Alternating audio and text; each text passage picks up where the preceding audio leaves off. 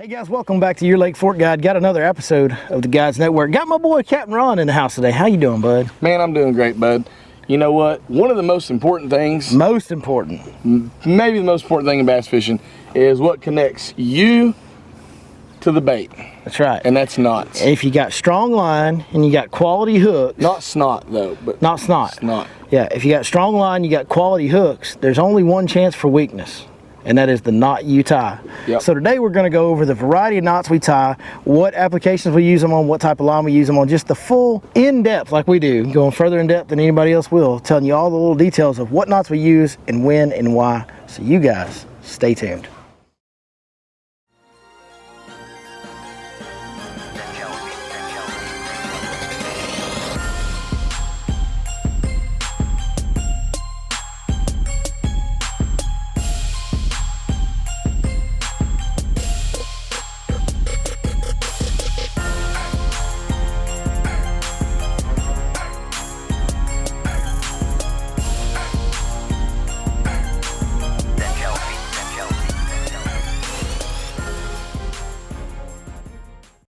Hey, what's up guys? So check it out. I'm going to show you a really simple knot for big baits. If I'm throwing, you know, a big deep diving crankbait, a glide bait, something that's really big, this is called a double San Diego jam.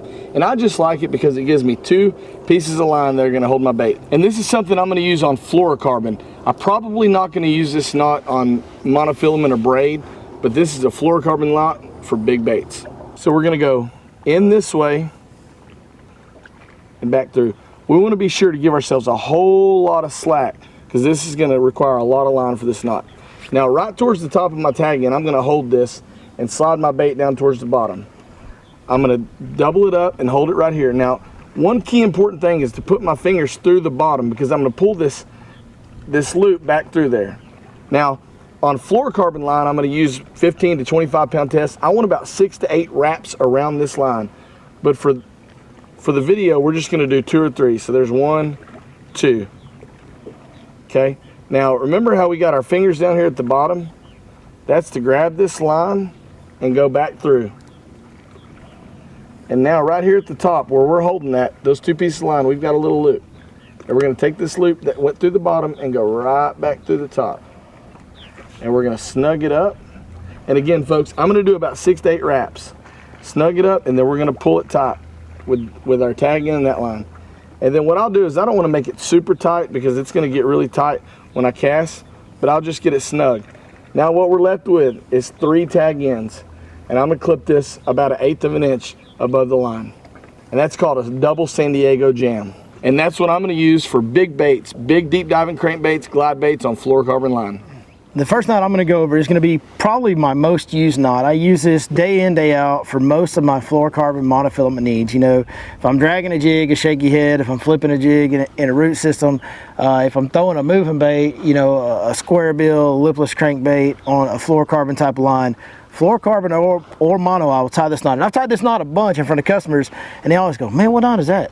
Well, I'm going to tell you what it is. It's the strongest knot I've ever found with fluorocarbon with a single loop passing through the line. So if you want a simple knot to tie, it's really dependable, really strong, this is the one you're looking for. It's called the Homer's Circle Knot. Okay, so what I'm going to do is I'm going to put my tag in through, and I'm going to tie an overhand knot around the main line. That's a lot more clumsy with this big rope, Ronnie. Oh, yeah. It's not as easy with the big rope, but it helps you guys see it, so that's what we're doing it. Now, I'm gonna hold this overhand knot. This is my main line right here. I'm gonna hold this overhand knot open a little bit, and I'm gonna wrap up the line 3 times and down the line 3 times. Now I'm gonna take my tag in and go back through my overhand knot. Okay, now what you gotta do here that's kind of tough is you gotta pull from 3 points at the same time. So I'm gonna put my tag in my mouth, and then I'm going to pull from all 3 angles. Now this probably ain't going to cinch down real good.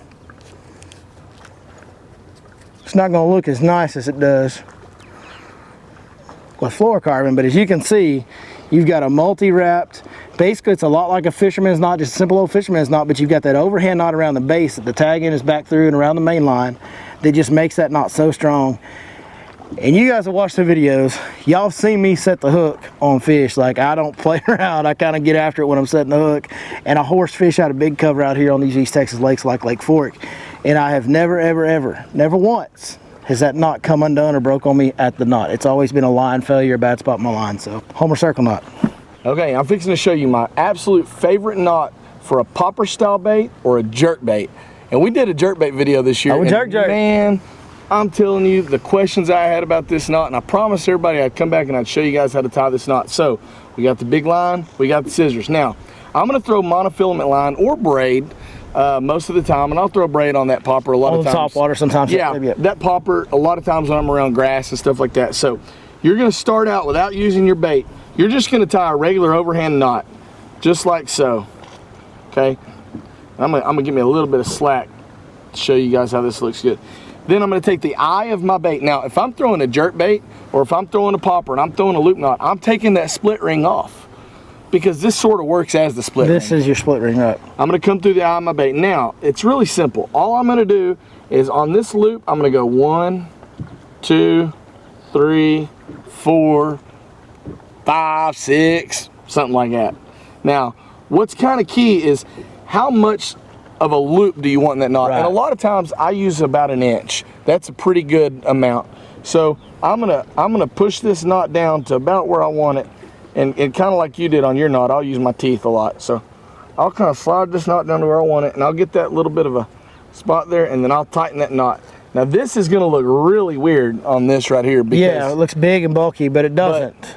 But I've had 9, 10. I know it. 11. I've seen you catch some big old bass on. I've had an 11 and a 9.5 pounder on back-to-back cast on this knot right here. Folks, this guy right here catches absolute giant bass on jerk baits, and that's the knot he always uses when he's throwing the jerk bait. And that popper, you know. Yeah, popper too. Yeah. Now let me ask you this: do you use that loop knot on your topwater walking baits? Absolutely not. I don't either. Absolutely not. I want to be in direct contact with that walking bait to kind of make it move. And I'm gonna tell you something else. For me, that I found, like that last knot that I just showed on the Homer circle, I tie that on a topwater walking bait, and I want a knot that points. That looks a little bit better. There's the loop knot. That's kind of how it's supposed to look. That's how it's supposed to look.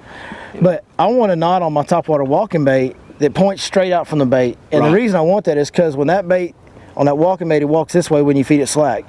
Well, when you go to pop it back to you, you need it to straighten up and come towards you, and then the slack makes it do this again. So I want that knot to pull that bait straight towards me.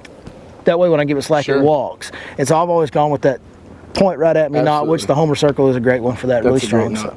Okay guys, this is probably the most popular knot, probably the one that you guys are gonna have the least amount of questions about or trouble with, because it's just really popular. People use it on fluorocarbon, use it on mono.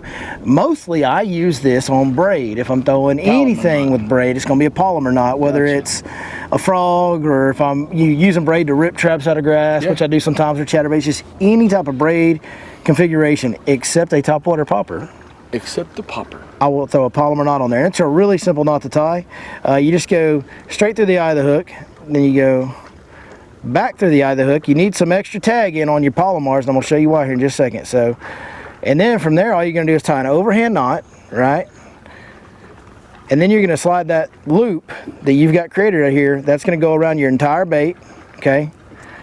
And then you're just going to pull it. Can I show you something real quick?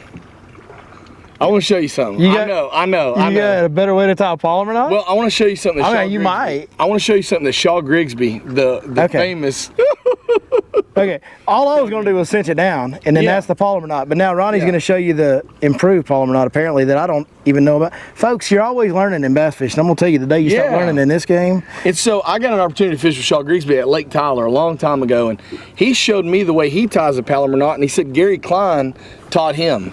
So this is pretty interesting. Dude, I'm kind of excited to learn here, bud. So same thing you're doing. All we're gonna do, we're going through the line, and I'm gonna tell you, I throw this on monofilament because monofilament essentially is braided line. Floats. It's braided strands of monofilament, where fluorocarbon is.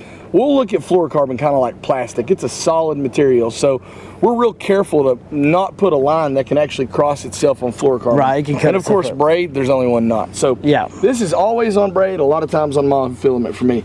I'm gonna do the same thing you did, Billy. I'm gonna go through here, get that big tag in. The only difference is when I come through here and I make that overhand knot right here, I'm gonna hold a little loop right here, okay? You see where I'm holding? Right here. See this? Oh, down in this right here. Okay, I got you. And instead of just tightening it right here, I'm gonna actually tighten this knot right here. Up higher. Up higher. So now what I can make sure is the most important thing in a Palomar knot is kind of like Ghostbusters. You don't cross the lines.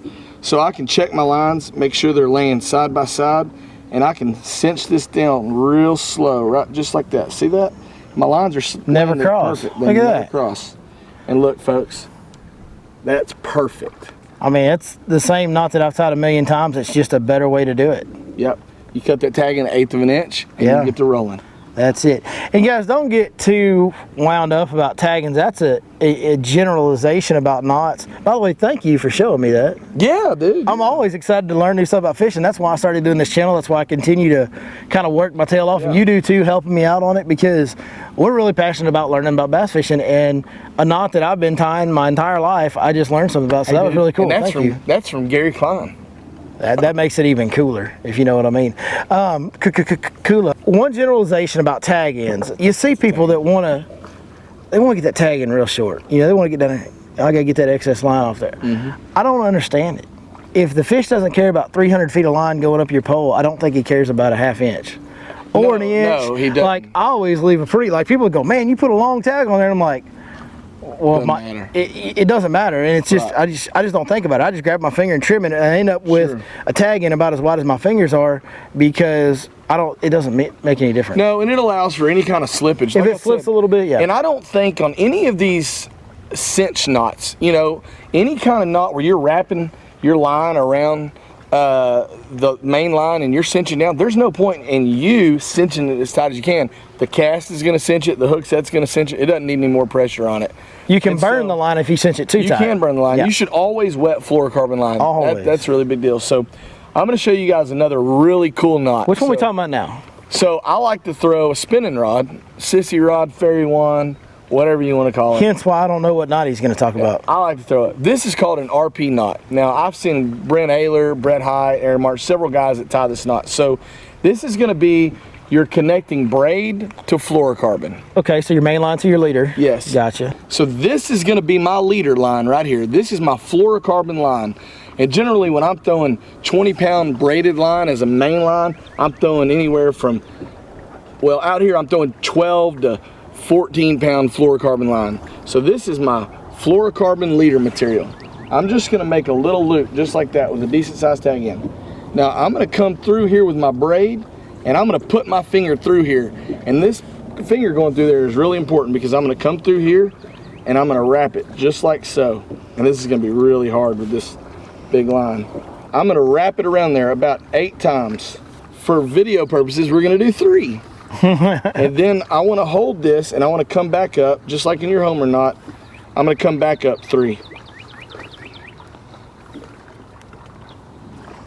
And this is a lot easier, folks. Now, the most important part of this knot is, remember where I put that finger through, Billy? Yeah. I need this to go right back through the same direction that finger came through. Otherwise, it doesn't work.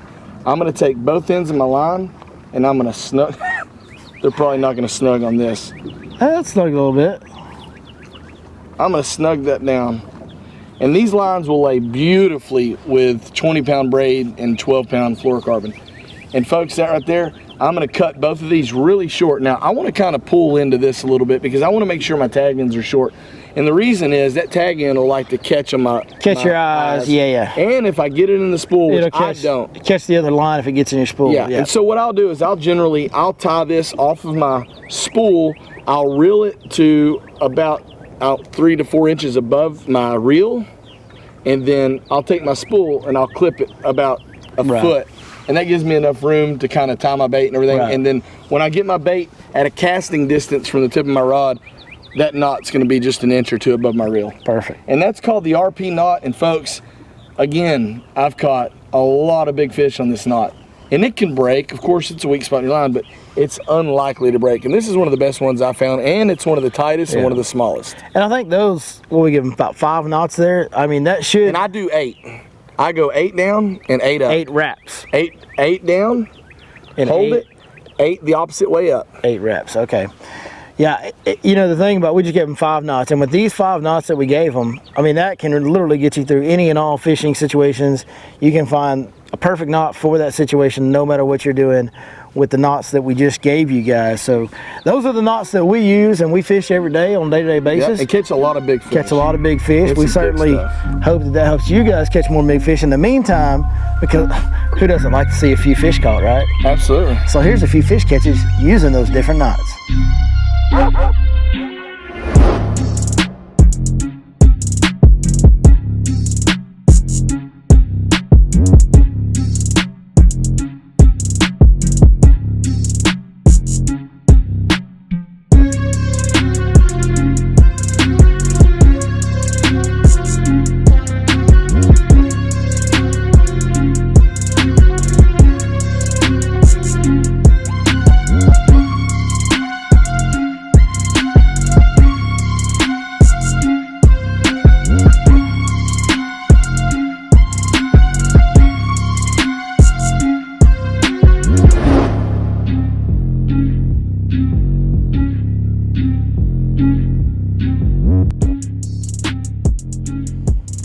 Well, guys, that's going to do it for today's episode of the Guys Network. We certainly hope that you enjoyed it. We hope even more that it helps you catch more and bigger fish, because that's the whole purpose of this whole deal that we do every week.